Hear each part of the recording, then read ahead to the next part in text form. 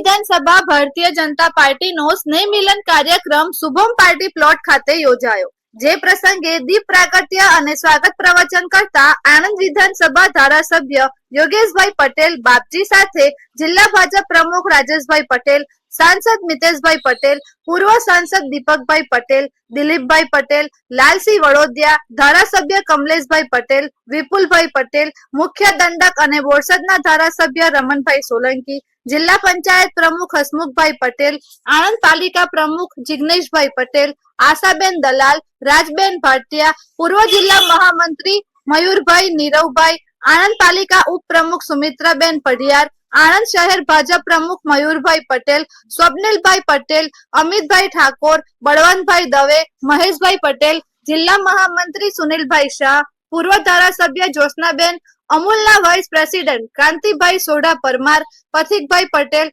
વિદ્યાનગર શહેર ભાજપ પ્રમુખ તેજસભાઈ પટેલ, કરમસદ પ્રમુખ સુનિલભાઈ પટેલ, દીપિકાબેન પટેલ આ સ્નેહ મિલન કાર્યક્રમમાં આણંદ વિદ્યાનગર કરમસદ કાઉન્સિલરો અને આણંદ વિધાનસભા ભાજપ કાર્યકર્તાઓ મોટી સંખ્યામાં હાજર રહ્યા હતા. સંવત 2081 ના આ નૂતન વર્ષ પર્વ નિમિત્તે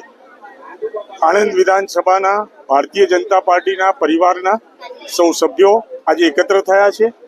એકબીજાને શુભેચ્છા પાઠવશે, મોં મીઠું કરશે અને આવનારા સમયમાં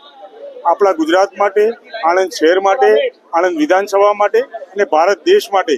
વિકાસના કાર્યો વધતા ને વધતા રહે અને દેશનો ખૂબ વિકાસ થાય એ દિશાનો આજે અમે સંકલ્પ કરીશું. અને સાથે સાથે ભવિષ્યમાં આવનારા જે કંઈ કામો થવાના છે એ કામોની પૂર્વ તૈયારી રૂપે આજે એકબીજાના સૂચનો લઈશું.